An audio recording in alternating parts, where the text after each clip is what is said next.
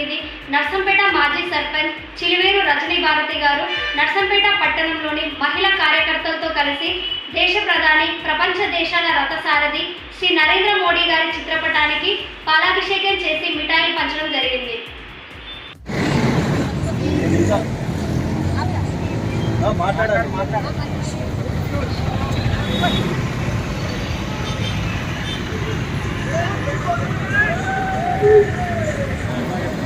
భారతదేశ ప్రధానమంత్రి నరేంద్ర మోడీ గారు ఈరోజు అంటే నిన్నటి నూతన పార్లమెంటు భవన మొట్టమొదటి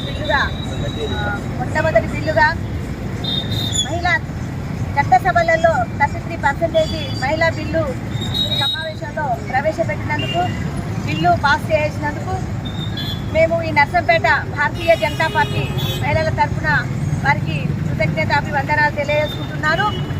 నరేంద్ర మోడీ గారు తను ప్రధానమంత్రి అయినప్పటి నుంచి కూడా తన యొక్క సూచనలు, ఆయన చేసినటువంటి వాగ్దానాలు, ఆయన మేనిఫెస్టోలో ఉన్నటువంటి వాగ్దానాలన్నీ ఒక్కొక్కటి ఇంప్రూవ్మెంట్ చేయడం జరుగుతున్నది. దానితోనే భాగంగా ఈ యొక్క మహిళా బిల్లును ప్రవేశపెట్టినందుకు మేము మహిళల తరఫున కృతజ్ఞత తెలియజేస్తున్నాము.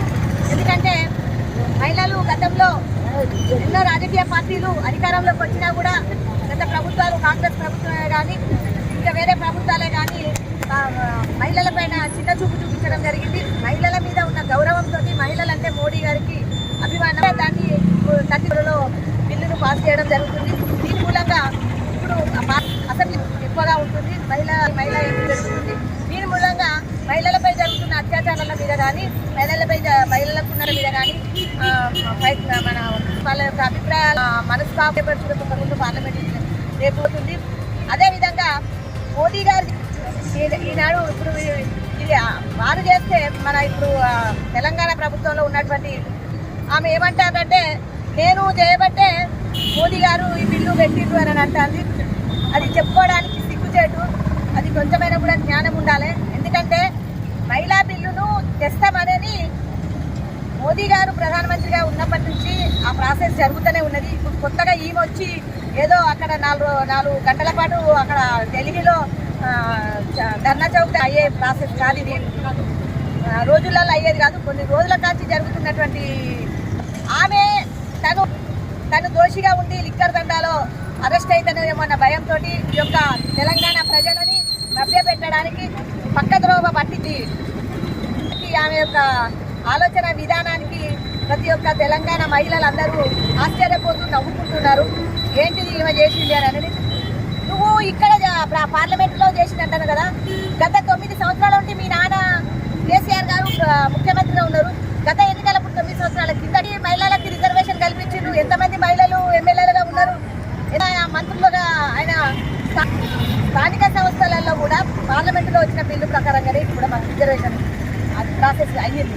కానీ ఇప్పుడు ఆమె కవిత గారు మీ నాన్నతో చెప్పి ఒక ఎమ్మెల్యేలకు ఎవరికి నువ్వు మహిళలకు టికెట్ ఇప్పించినావు, ఎంపీలకు ఎంతమందికి టికెట్ ఇప్పించినావు, మహిళలకి మంత్రులు ఎంతమంది ఉన్నారు, అది దృష్టిలో పెట్టుకోవాలి.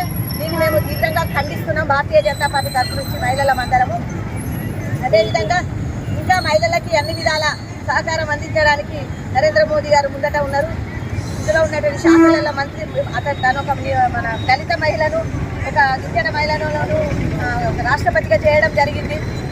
దాన్ని దృష్టిలో పెట్టుకొని గవర్నర్ ఒక దళితులను చేయడం జరిగింది. అదంతా దృష్టిలో పెట్టుకొని మహిళలకు ఎంత గౌరవం ఇస్తామో దీనికోసం మేము అందరం ఈరోజు నరేంద్ర మోదీ గారికి మేము ఒక సంతోషాన్ని, హర్షాన్ని, పాలాభిషేకం మా నర్సంపేట నాయకుడు మాజీ దేవుడు ప్రకాష్ రెడ్డి గారి, ఇక్కడ మా నర్సంపేట పట్టణ అధ్యక్షుడు బాలనే జగన్ గారు, మేము యువజనందరూ యువమోర్చా పిల్లలందరం కలిసి మహిళా సోదరి మనందరం కార్యక్రమాన్ని